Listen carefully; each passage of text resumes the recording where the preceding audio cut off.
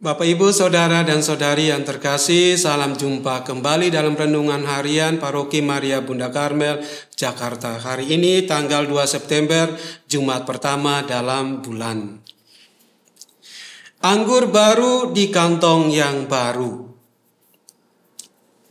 Merasa diri sudah baik dari orang lain menyebabkan seseorang tidak berkembang.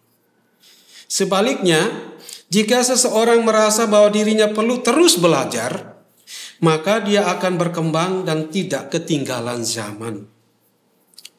Penyebab dari kemunduran selain karena orang merasa lebih baik dan lebih hebat dari orang lain adalah karena orang merasa sudah cukup berumur sehingga tidak mampu lagi beradaptasi dengan tuntutan hidup yang lebih sesuai dengan zaman. Akhirnya tanpa sadar orang ditinggal oleh kemajuan. Hal ini juga terjadi dalam hidup bermoral dan hidup beragama. Hidup moral dan keagamaan seseorang perlu dirawat dan dipupuk. Sebab orang bisa jatuh dan mundur karena ketiadaan semangat dan perubahan dan pembaharuan pola berpikir. Keadaan hidup bermoral dan beragama pada diri seseorang bukanlah sesuatu yang tetap. Karena itu dibutuhkan pembaharuan yang terus-menerus. Bapak, Ibu, Saudara dan Saudari yang terkasih, orang-orang Farisi dalam Injil hari ini merasa bahwa tradisi berpuasa adalah sesuatu yang penting. Jika tradisi ini tidak dilakukan, maka hal itu adalah suatu kemunduran. Atas dasar ini, ketika mereka melihat murid-murid Yesus tidak berpuasa, mereka menilai bahwa kehidupan mereka, yaitu murid-murid Yohanes Pembaptis dan murid-murid mereka, lebih baik dan dari kehidupan para murid Yesus. Mereka menggunakan ukuran dan kriteria lama di dalam mengukur kualitas hidup kelompok yang lain. Jika kita membaca secara keseluruhan Injil hari ini, jelas bahwa di dalam diri mereka terdapat suatu kecenderungan untuk menempatkan diri mereka lebih tinggi dari orang lain.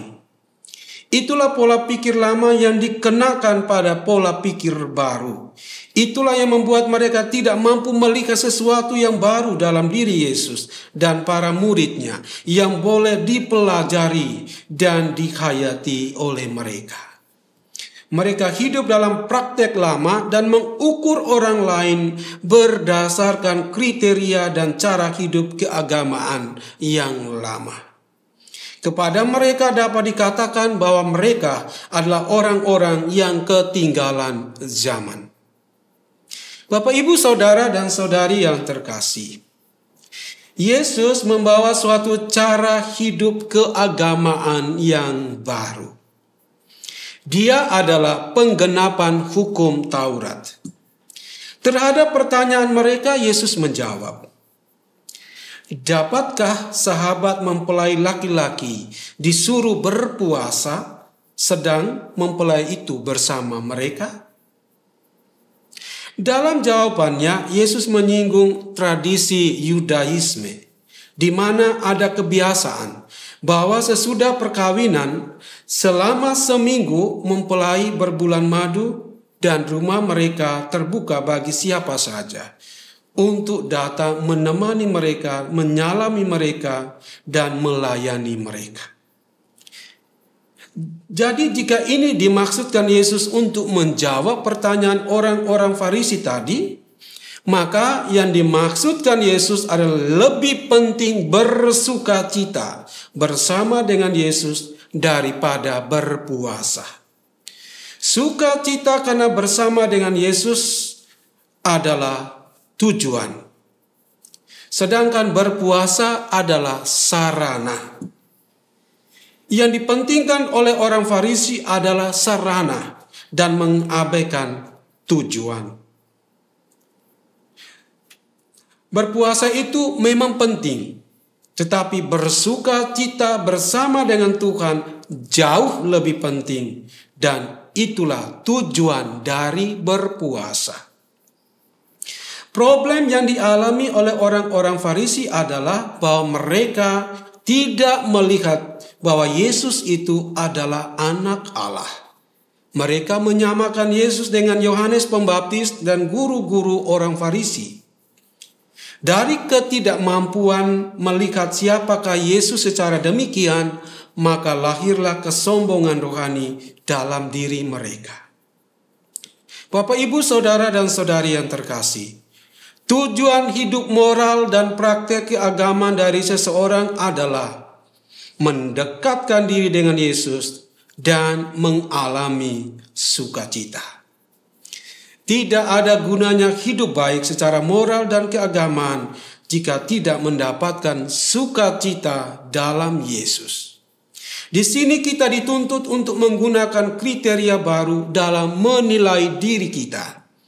Kita dituntut untuk meninggalkan kriteria lama yang mengukur diri kita atas dasar sejauh mana kita berpuasa dan sebagainya.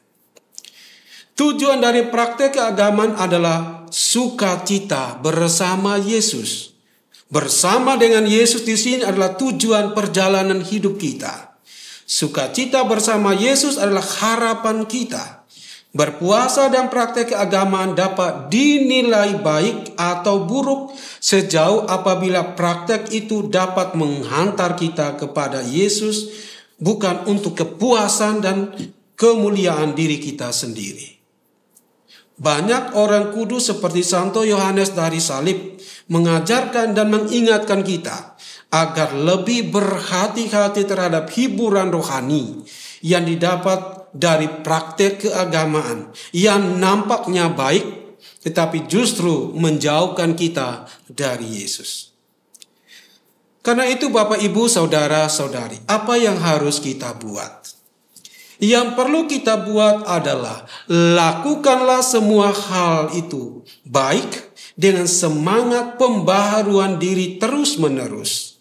Tingkatkan kepekaan kita akan segala pengalaman rohani, hiburan rohani, dan kepuasan diri yang membuat kita berjalan di tempat dan tidak maju.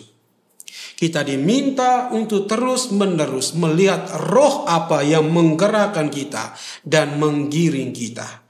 Jika roh yang menggerakkan kita adalah roh pemuliaan diri, maka segera tinggalkan dan kosongkan diri dari kecenderungan seperti itu.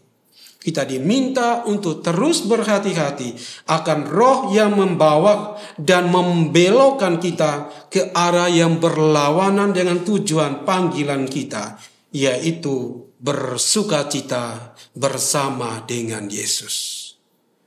Tuhan memberkati.